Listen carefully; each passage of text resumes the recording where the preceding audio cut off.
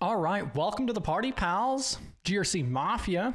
So today we're going to be continuing our CSF assessment that we were working on last time. So last week we went through, we lined out our policies, we got our vendors in here and so forth, and then we started going through and doing this CSF. And so that's what we'll go ahead and continue to do. We have plenty of stuff to do on there. So we'll take a look at that in just a moment. Hope everybody's having a great Monday.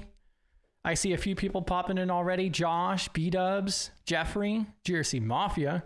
So right out the gate, we want to just premise the fact that we're all here to break down barriers, foster collaboration and community, working towards a more secure future. The only way we're going to get there is to work together. And plus it makes it way easier, like way less burnout, way less struggling, you know, you see through the smoke and mirrors and so forth as a collective, way easier. Welcome to the party, pal, C. Allen. And, you know, learn and grow together and so forth. So every single one of our streams, definitely questions and feedback and suggestions are definitely encouraged and welcome. If you guys would like to come up on stage, I could certainly drop a link for it. You don't have to turn on your video. If you would like to share your personal LinkedIn profile or social media, the best place to do that is inside of our Discord server. I'm dropping that in chat right now. You head on over to our live chat channel and then you can drop your links in there and then it'll broadcast it across all of our platforms there. Share useful resources, ask questions, even if it doesn't pertain to what we're talking about at the time. Worst case scenario, we'll circle back around to it.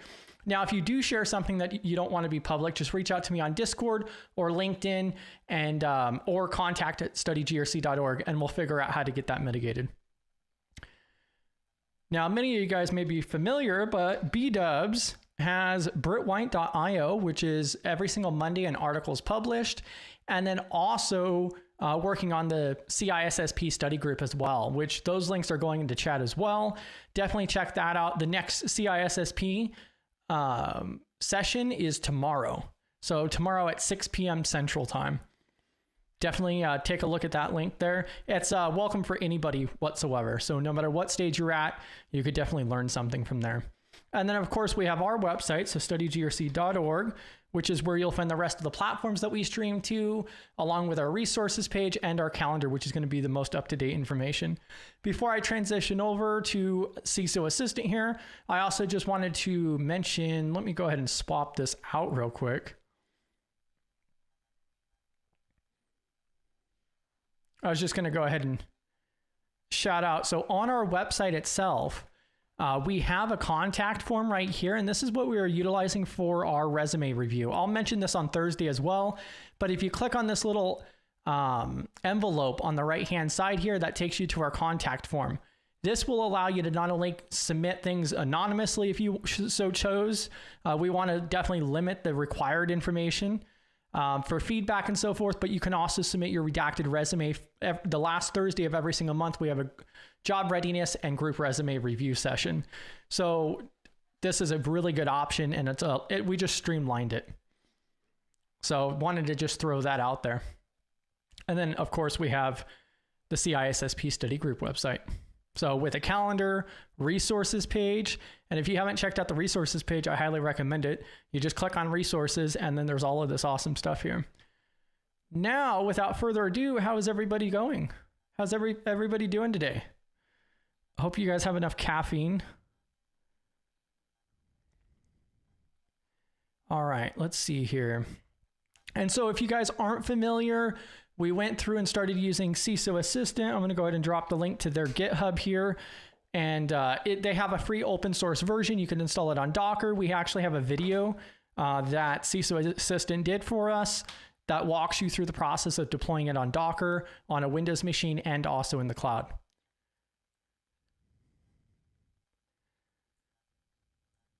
No regrets. Not even a single letter. Welcome to the party, pal, Cam. I'm just going to say Cam because I'm horrible with names to begin with, and I'm concerned that is your last name. I'm not even going to attempt it. Welcome to the party, pal, AB. It is not Friday yet, B-Dubs. It is Tuesday Eve, though, if you guys didn't know. All right, let me double check chat here. Bam. Easy. It is just cold here. That's all it is here. It is 25 degrees outside with 5-mile-an-hour winds now. Easy, nothing. Oh, Cyber Satyr, welcome to the party, pal. GRC Mafia. All right, so let's go ahead and take a look here.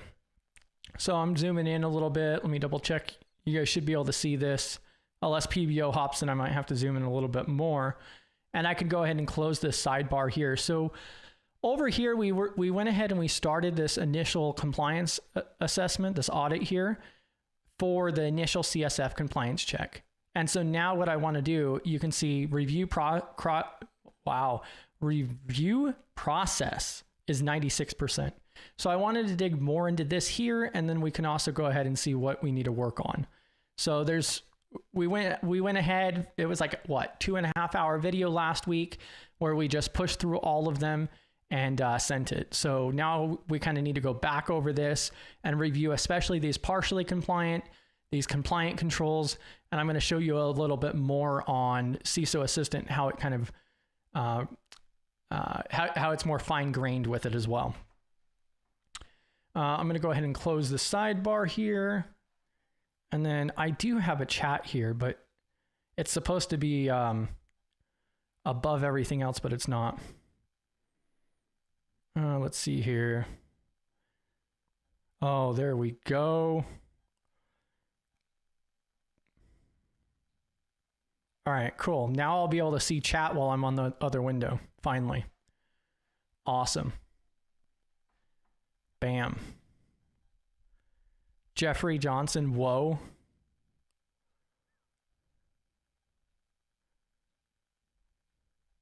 Oh, look at that. PBO is popping in. Welcome to the party, pal. All right, let's see. All right, so like I was just saying, we went ahead and started all of this last week, and now we're going to dig a little bit deeper into it all.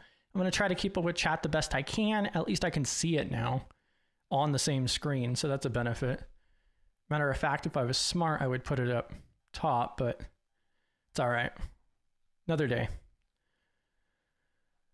All right, let's see here. All right, so 62 non-compliant, 30 partially compliant, 4 non-assessed, which is probably why it's only 96% of the way complete, and then 8 not applicable and 2 compliant. That's not very good at all. However, we kind of expected it all. And you can also see down here, 106 in total. So now what we kind of want to do is kind of dig this down a little bit. Get that exercise, PBO. Getting my walk on. You're tuning in from mobile, PBO? I thought you didn't believe in mobile apps. You must be like running YouTube through your browser or something, PBO.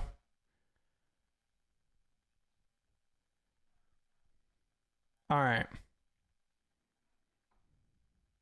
So one of the things that I do like about this is that you can go through and you can actually select these different zones. So we have not assessed, partially compliant, non-compliant, not applicable, and compliant. So I'm actually going to turn these other ones off because the only one I want to see right now is partially compliant. And I want to go ahead and see why the hell that is. And matter of fact, I should actually just do not assessed. So we'll go ahead and start with not assessed because those are the ones that we had skipped before, and we'll take a deeper look at that. So I just went ahead and only selected not assessed and turned the other 4 options off. And let's see, we'll go ahead and start at the bottom here. So detect. All right. So it looks like, oh, let me go ahead and go back. I think I clicked on the wrong thing there.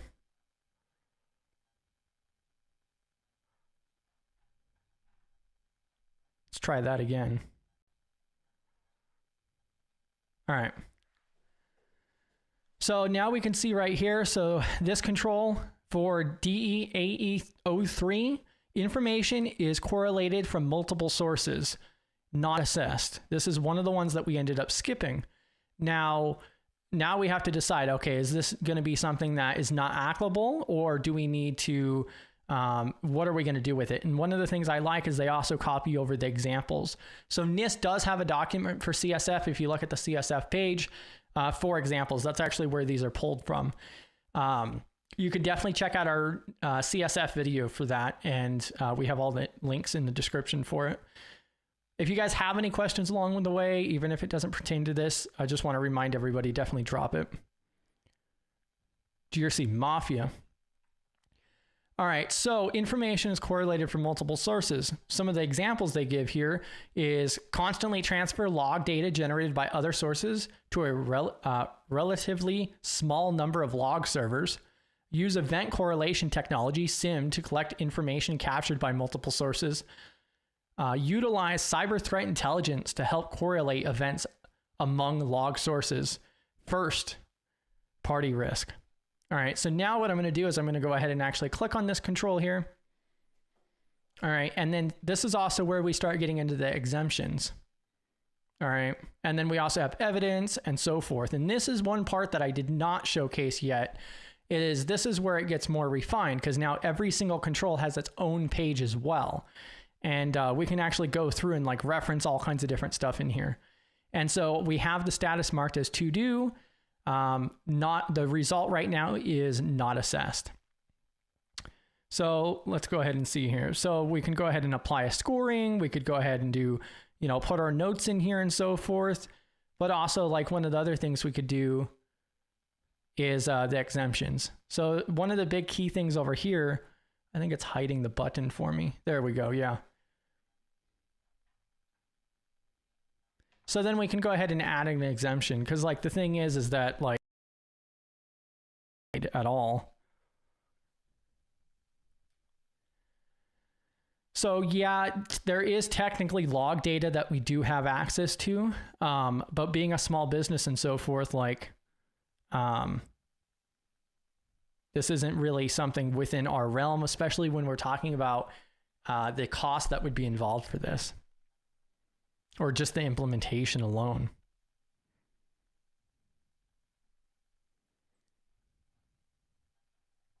Let's see here. And then we also have evidences over here as well. And so again, with the evidences, you can go ahead and click on add evidence. And so for an example, one of the different, let's just say one of the different controls is, password requirements or something along those lines. Then we can actually go through and add a screenshot or otherwise a configuration file that actually showcases that, yes, this is in compliance. And this is where we would add that to that control. And so for now, I'm trying to get back to the main page. So for now, I'm going to go ahead and mark this as not applicable. And I'm going to go ahead and save that one out.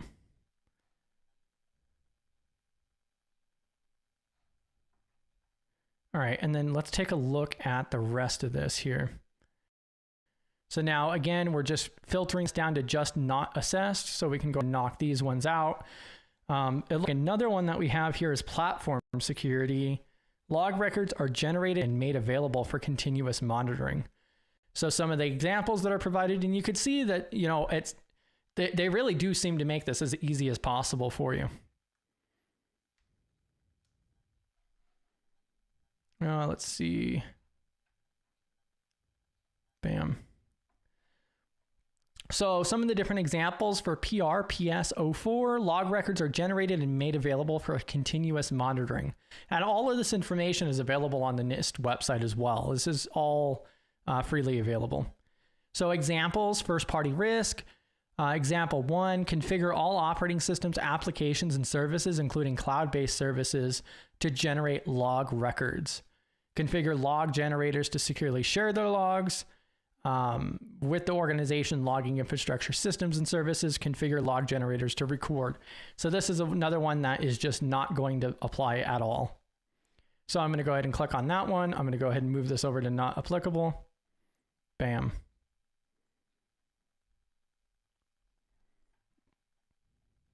This is another thing that I'm noticing as well, is when I go into the control and then it takes me back to the main assessment, the main audit here, then it's not keeping the filter that I already had. So that's another form of feedback for this open source software.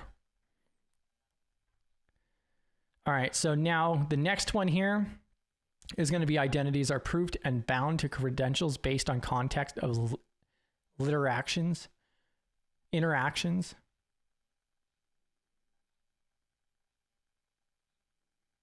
All right, so it's marking out both first and third party risk. So an example is going to be verify a person's claimed identity by enrollment time using government issued identity credentials such as passport, visa, driver's license. Example number 2 is going to be issue a different credential for each person, no credential sharing.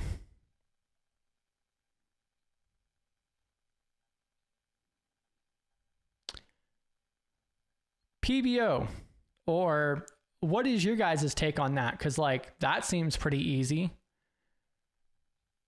So are we going to go through and collect people's passports, visas, driver's licenses, or are we going to go through and just not have credential sharing?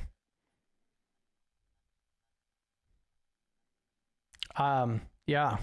So as you know, this given as an example,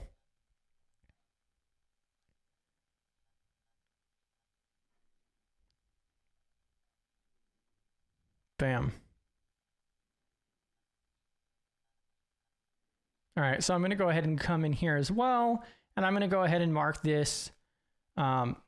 Actually, we probably should keep this as not assessed for now, because what we need to do is get evidence for this as well.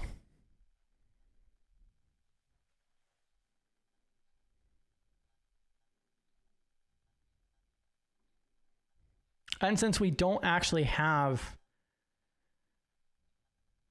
see, I wish we would be able to assign this. Well, and we can actually assign this still as a to-do. I'm going to actually go ahead and mark this as in progress. And then we can go ahead and mark this as compliant.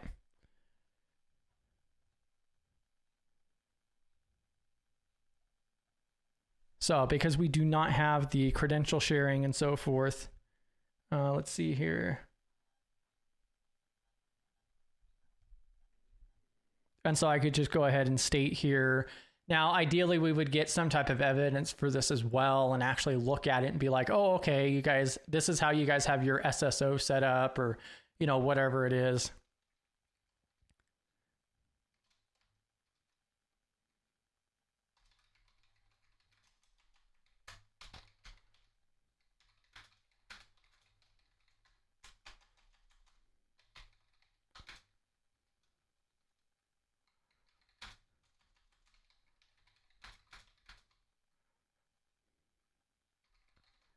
So I'm just going to put, you know, not attached.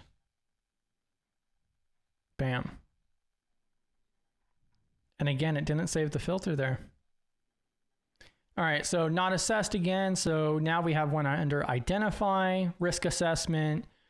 Cyber threat intelligence is received from information sharing forms and sources. So party risk, first party risk.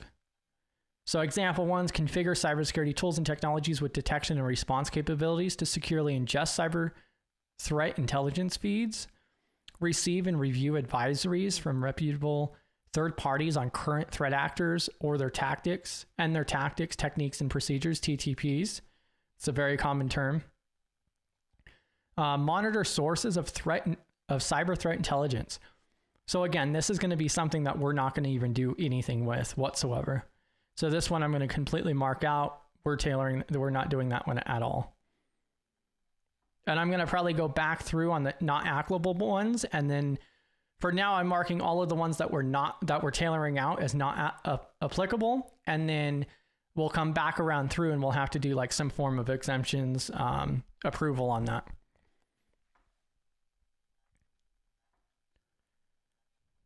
Let's see here. And there's another section in here. Yeah, so we have the exemptions and risk acceptance. So we'll have to go through that at a later time and do that. And that'd probably be one of the last things that we go through and do and apply all of those. And one of the things that I want to apply is a form of separation of duties to an extent. So since I'm going through and I'm doing this assessment, I don't want to be the one signing off stating that it's okay. So that's something that like StudyGRC CISO or CTO would be responsible for, is approving that as a secondary person. All right, so that figures out the not assessed section here. So let's go ahead and move over to partially not compliant. All right, and we could see the chart up here as well. So 11 not applicable, 3 compliant, 30 partially, and then 62 not compliant. All right. So we'll go ahead and start working on the partially compliant for now. And you could see that the rest of this month, we have lined out for this. So we have what, this session and 4, I believe 4 or 5 more sessions for this as well, on going through and refining every single one of these.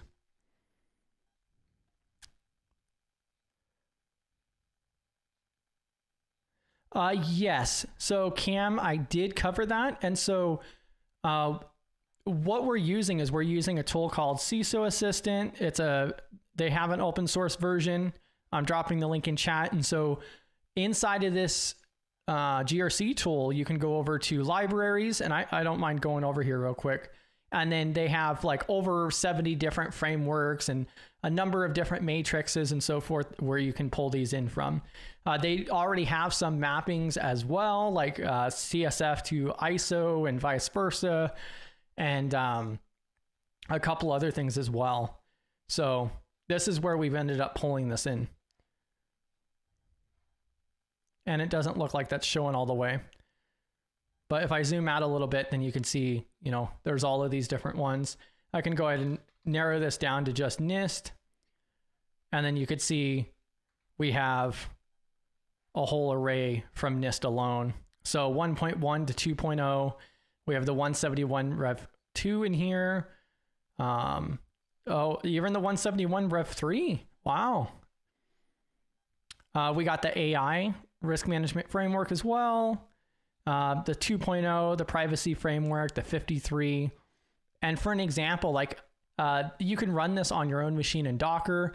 And I think that this is even a great tool just to learn in. Not only do you get more used to how GRC tools are typically set up, because they're all pretty much designed to do the same thing, but of course they're going to be, the layout's going to be different. Some of the features are going to be different and so forth.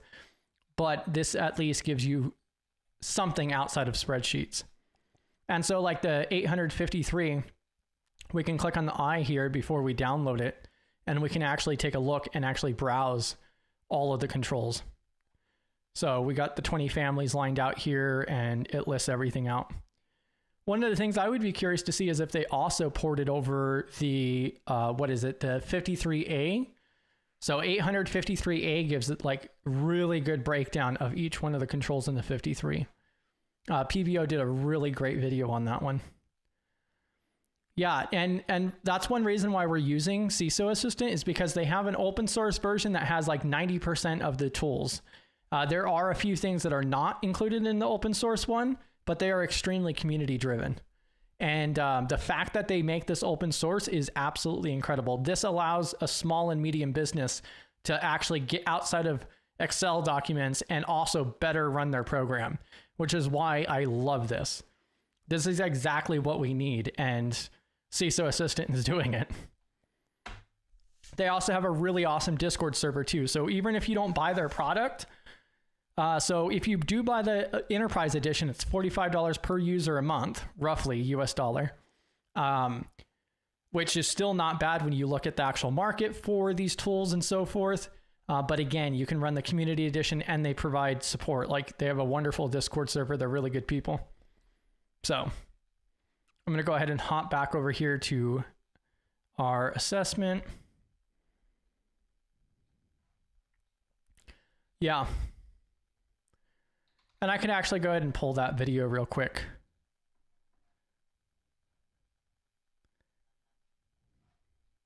So I'm going to drop this in chat real quick if you want to just open that up, or otherwise Cam.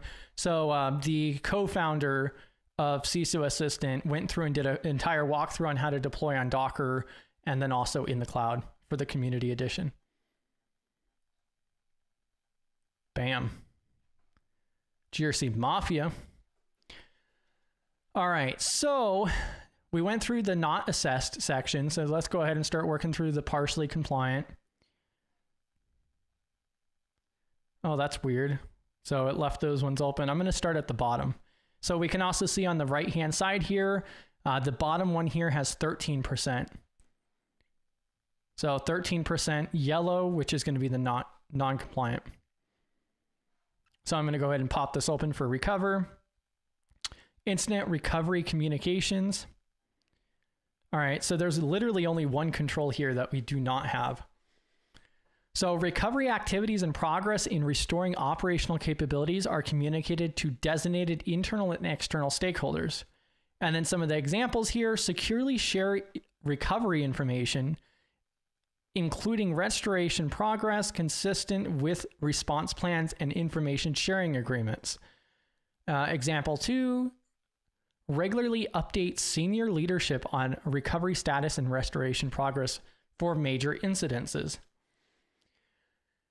And so this is also where the policies that we're building out next month really come in, because this is currently marked as partially compliant, because although we do have communications, we do have comms and so forth, we do not have anything documented, which is why I marked it as partially compliant and not fully compliant, is because although we do communicate that information, we need to have that in paper on a policy. And so what I'm going to do is I'm going to go ahead and pop this open. And so I have this marked as to do. I'm going to go ahead and mark this as in progress. And then I'm going to go ahead and fill in this information. So although communication does occur, does happen, no official, no documentation exists, no formal documentation exists.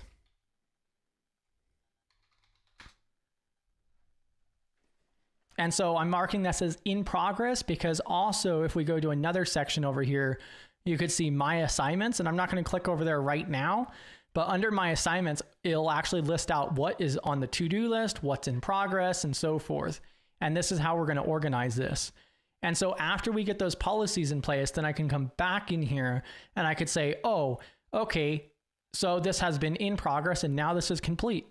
And then I can go ahead and change this over to compliant. So that's how that's going to work there. And so I'm going to go ahead and save that. And now we have that marked out. Bam. And so recovery activities. Okay, so this is the one that we just went over, 03.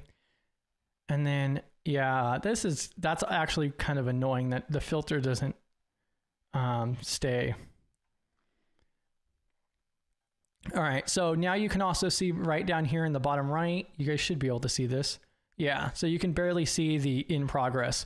So now I know, okay, bam, I've already looked at that one. Problem solved for that for now. All right, so now I'm done with the recover section.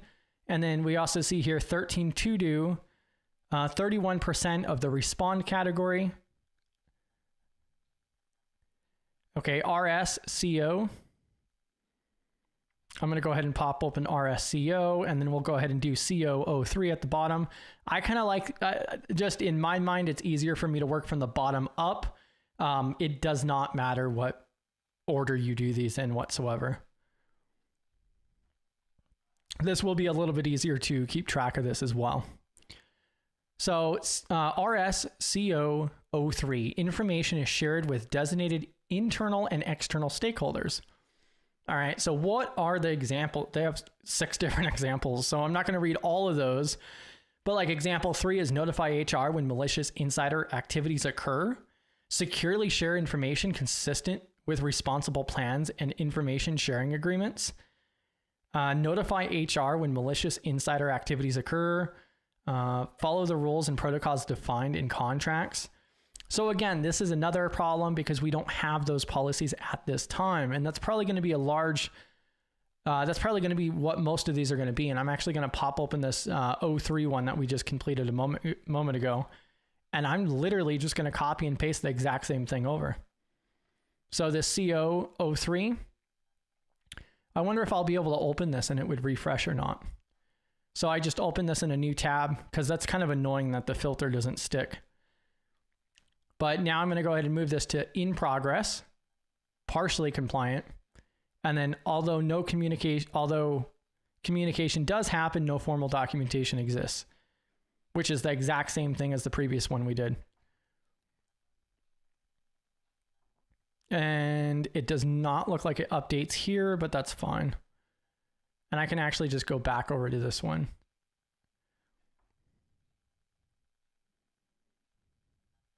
All right. So the one that we just did right here, you can see is in progress as well. Bam. All right, and then O2, so internal and external stakeholders are notified of incidences. All right, so follow the organization's breach notification procedures after discovering a data breach incident, including notifying affected customers. Notify business partners and customers of incidences in accordance with contractual agreements. Notify law enforcement agencies and regulatory bodies of incidences based on criteria in the incident response plan and management approval. So now this is a little bit different because this is actually stating that we have to, it's not talking about just communication. It's talking about actual policy. We have to have this stuff actually outlined. So this one's going to be a little bit different. So I'm going to go ahead and mark this again as partially because yes, we're going to communicate those things, but again, we don't have that documentation. So technically this one should actually probably be not compliant. I'm actually going to move this to not compliant. And then I'm going to move this to in progress because this is one of the controls that we are going to actually work on getting compliant. So not compliant for now, in progress, and then we're going to go ahead and move this over. So no recovery and contact flow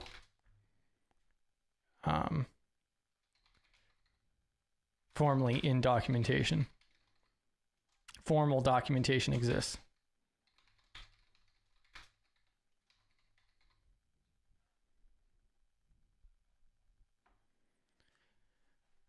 All right. And this is the whole part of the hands-on portion. So, bam. And if you guys have any other questions or otherwise, definitely drop it in chat, even if it doesn't pertain to what we're working on right now. Worst case scenario, we'll circle back around to that. All right, so now we're going to move in. Now we went ahead and took care of this incident response reporting and communication section, which only had that one control in here. Oh no, actually, okay, yeah, partially compliant in progress. Yep, that's right. So now incident management, we have two of them in here. So to do, partially compliant. So incidences are escalated or elevated as needed. So track and validate the status of all ongoing incidences. Okay, well, how do we track? How do we validate the status? You know, what are we using? What software? How are we communicating this? Coordinate incident escalation and elevation with designated internal and external stakeholders. So again, that's something that, of course, we would be doing, but again, we don't have that in any documentation. So I'm going to go ahead and open this one up as well. So this one, we're going to go ahead and mark as in progress, partially compliant. And then I'm going to state, you know, although tracking happens, no formal process is process or tool is defined, is formally defined or documented. So basically meaning that, yeah, okay, we'll track the status of different incidences and we'll communicate that to stakeholders. But again, we don't have that documented. Salute PBO, GRC Mafia, the 853 SME over there. Did you check your Discord today, PBO? You really should be like checking that Discord more often, PBO. I shouldn't have to call you out in live chat all the time. Poor PBO over here, like working 3 jobs. He's got his real job, he's got the community job, and he's got course development instructor job. And that's just the ones that he's allowed to, declare. All right, so again, in progress, partially compliant, save. And so that one's still going to show up here. We can see it down here on 04. Incidences are escalated and elevated as needed. All right. And once again, I got to apply these filters again. Come on, PBO, get your stuff together. All right. And so that's the one we just did a second ago. Yeah, B-dubs is over here like, oh, only 3 jobs. Man, where did you go wrong, B-dubs?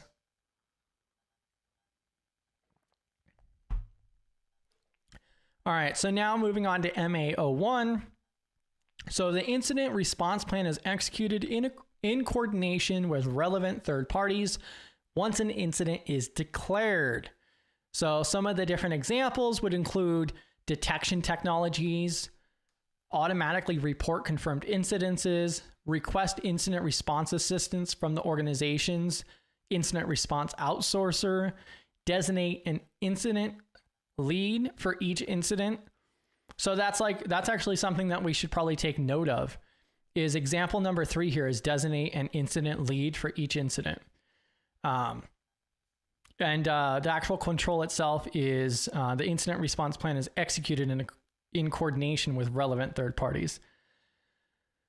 So if that incident involves any third parties, and that's once it's actually declared. So that's something that we're going to have to define in our policies is what is an incident? At what point does it become an alert or otherwise? There is, I think OWASP has a really nice infographic for that.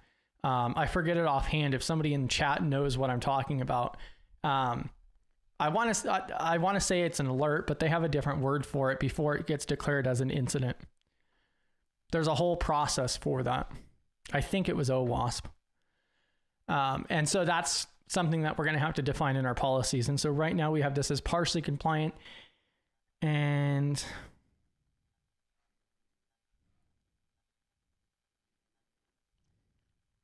oh, come on, PBO. You can't be using your age, for, favoritism or, otherwise.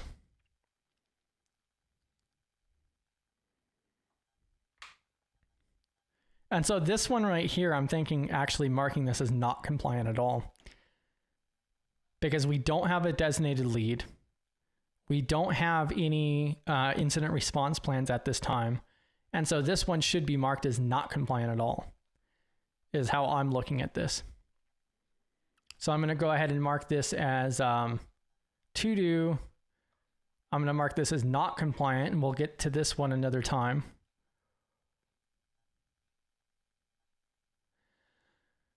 Yeah, B-dub. So what I was talking about is it was talking about the definition of, we have to have the definition of an incident declared.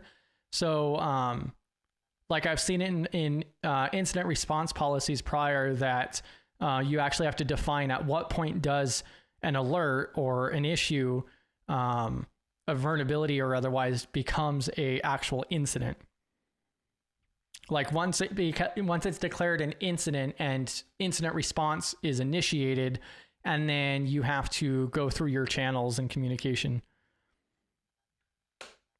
Alert, event, incident. Okay. Yeah, I was thinking the first step was alert, but I've missed the event stage.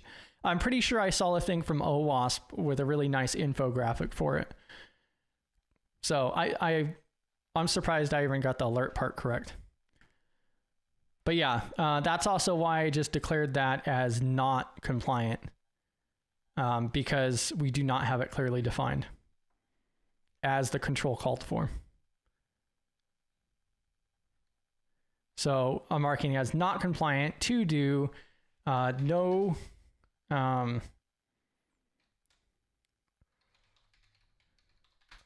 document. Wow.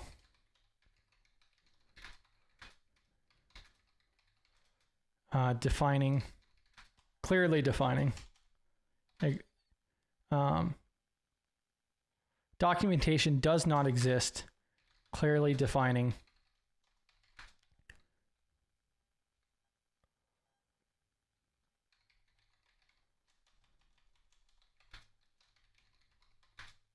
an incident and incident response communications.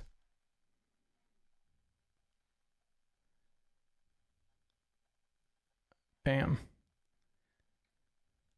I'm wondering if I'm doing something wrong, because I'm really surprised that the filter's not sticking.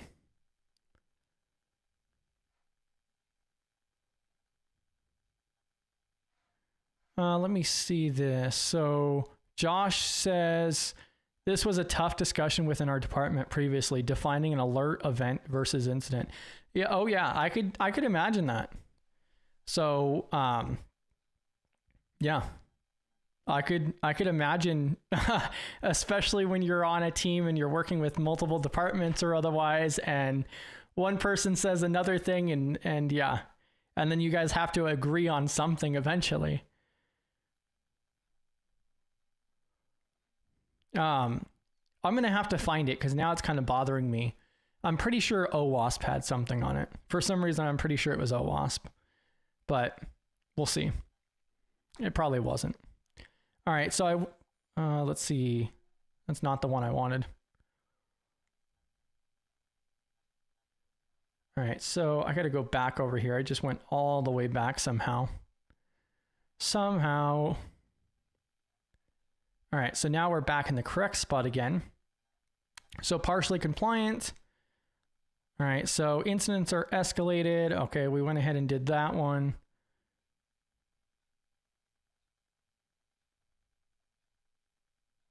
All right.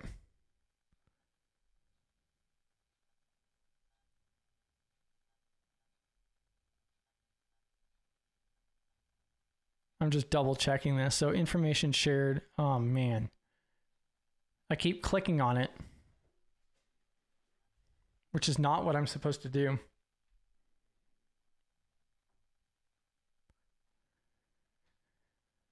All right, there we go. All right, so I'm going to close that response section. All right, so information on adverse events is provided to authorized staff and tools. That's a pretty important one. It would be kind of nice to know, like, hey, by the way, you know, this is going on. So one example of this is going to be use cybersecurity software to generate alerts and provide them to the Security Operations Center, the SOC, incident responders, and incident response tools.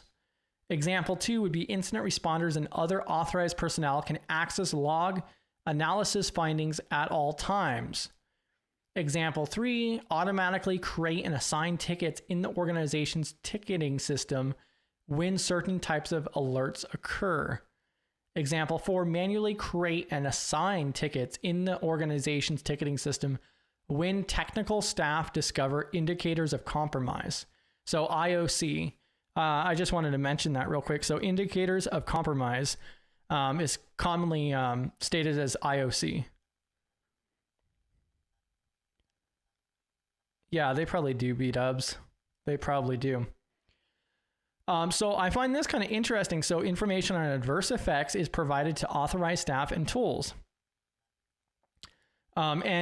Apparently, according to the examples from NIST, doing that manually is acceptable. So manually create and assign tickets for adverse effects.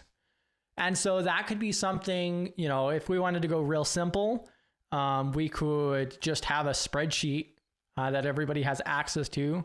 You know, why not just, you know, throw that open on the open internet on, you know, Google Drive or something. but we could definitely implement some type of method of this. So this is actually probably, this is something that StudyGRC could do, because this wouldn't be an expensive item.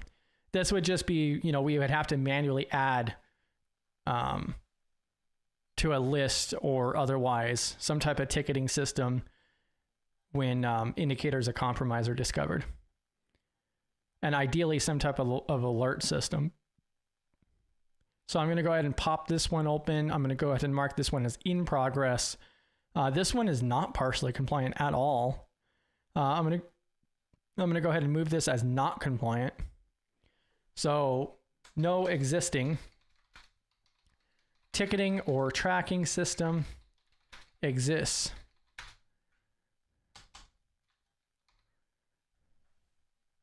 So this is something we'll end up implementing, but it's not compliant at this time. All right, partially compliant.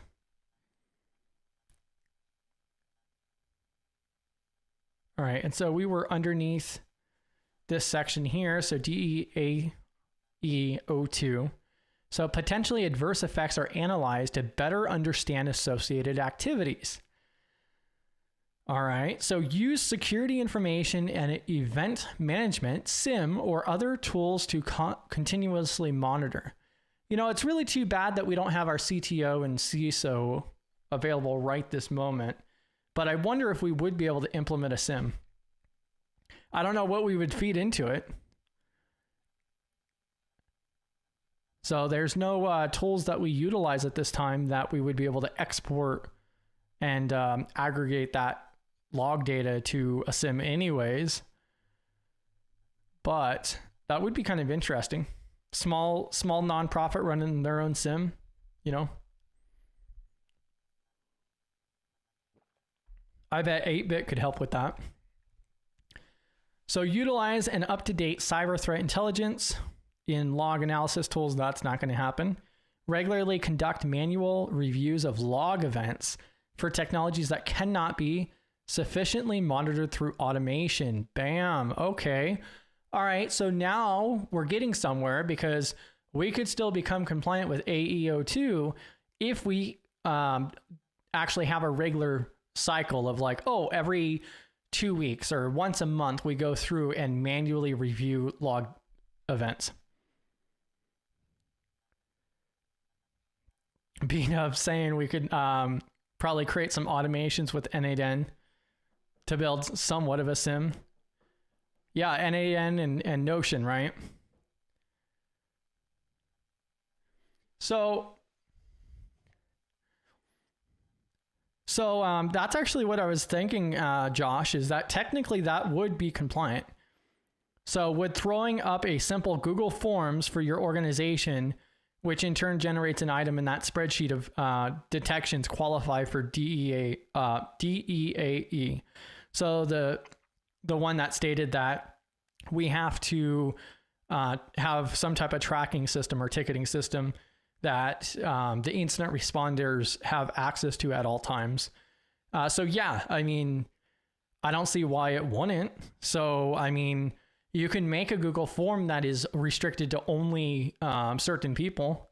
I've worked around in Google Workspace before, and so you can lock it to a particular team or individuals. So I don't see why that would not qualify. Of course, you're going to want to, I mean, that could potentially be sensitive information to some extent. So you definitely want to make sure that that data flow is okay. But yeah, I mean, technically just having a spreadsheet that is manually updated would qualify according to the NIST examples. Yeah. And, many, I mean, we've talked about Notion and Obsidian and so forth, but yeah, I do have to admit that N8N for automations and Notion do have a lot of integrations. There's pretty much nothing that you can't do. You could do everything. Like you could even search a database through N8N and return it. So like for an example, if I really wanted to spend the time on it, I could actually make it to where we have a command inside of the Discord server that searches a Notion database and then responds with what page it finds or otherwise. So there's a lot of stuff we could do with that. So potentially adverse effects are analyzed to better understand associated activities. So we're not going to use a sim, but yeah, so it states right here, regularly conduct manual review. So this is something that we could do where we would end up actually defining, like every 30 days, we go through and look at our log data for these platforms or whatever. And then we would have some type of checklist, some type of document that would, show this person reviewed these logs on this date. PBO throws out Power Automate and SharePoint list. So, bam, if you're, on that Microsoft side of things. But yeah, so this is going to be one that we do work on. So in progress, we're going to go, this one wouldn't even be partially compliant at this time. So we don't have it. So something I would like, okay, analyze to better associate. All right, so no defined event log time frame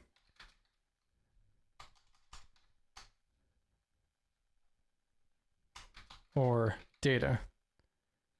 I'm just going to go ahead and put no defined event log time frame. So we don't have anything defined in our policies because we practically don't have any that actually say like, oh, we're going to review it on a 30-day cycle or whatever it's going to be.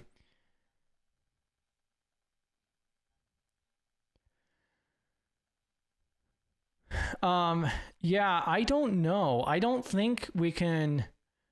So there's two different types of Discord log data, because there's the server log data from the audit log, which we can't send anywhere. And then we have our bot data, which we could send somewhere as well. We could actually technically set up Discord alerts for different events with the bot that we have now. So if you guys have noticed, we have the StudyGRC bot. That is a custom bot that we have that does a lot of different things and so forth. And we could easily set that up for different types of alerting. So like for an example, when, somebody mentions, tries to at 5 or more people or something along those lines, then that could send an alert. Or if a high risk individual, so Discord also has another system where a high risk individual is actually marked when they're in the server. Yeah, I mean, we could send it to N8N. So N8N straight to Notion. All right, so not compliant in progress. We don't have a time frame defined. And then we'll be coming to an end here in just a moment.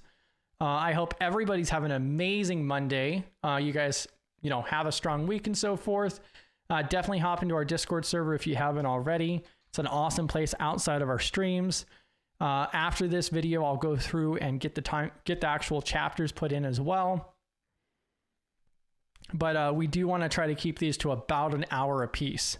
So we do have plenty of time to go through this. So I'm down here on AE02, and we have all of this marked out here. So we know what we did and what we haven't done so far. And so we can look up here. So 26, 66, 11, and 3. And so what we'll do tomorrow, so Mondays and Tuesdays, we'll be working on this. And so tomorrow we'll start working on this 26 partially compliant and get those more defined and start working it out from there. And then we'll go back over the not compliant. We'll go through and add everything in the comments and start working through it. Yes, exactly, B-dubs. Exactly. So, bam. Let me double check here. All right, cool. Bam.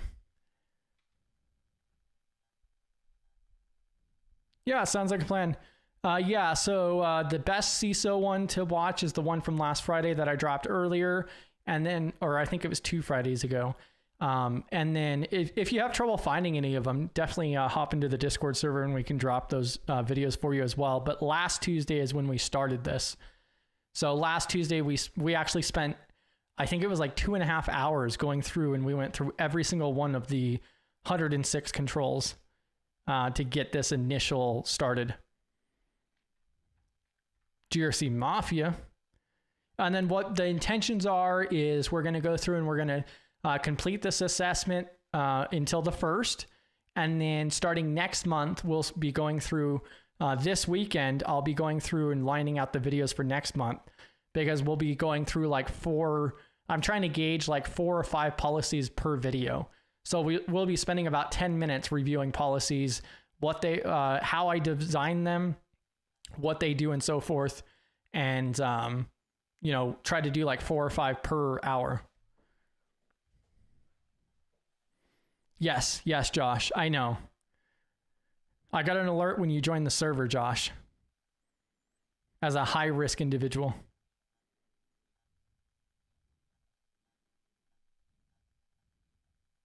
Bam.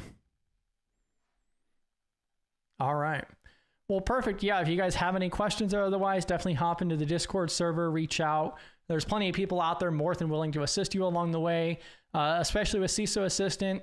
Their Discord server is absolutely amazing. I highly recommend at least setting this up on Docker or in the cloud to play around with it. You could even sign up on their website for a free 45-day trial of the Enterprise Edition. There's a couple main differences with the Enterprise Edition. Primarily, you get access to these experimental ones. And then there's a couple other like team features that are involved as well. But there's some fancier like diagrams and so forth. I don't think it's going to show anything because we haven't completed one yet. Let's see. Oh, 2 assets. That's hilarious. So we have our global domain and then we have our compliance check. Let's see. Oh, and they just released this data import wizard, which is also available on the community edition, which what this is really cool for is you can upload your Excel file in here and automatically. So like if you already have your Excel file with, you know, your customized CSF or whatever framework it is, you can actually get it mapped. You can get it imported from Excel. You just upload the Excel file and then you map everything over to what they have in here. So this is something that they literally just released this morning.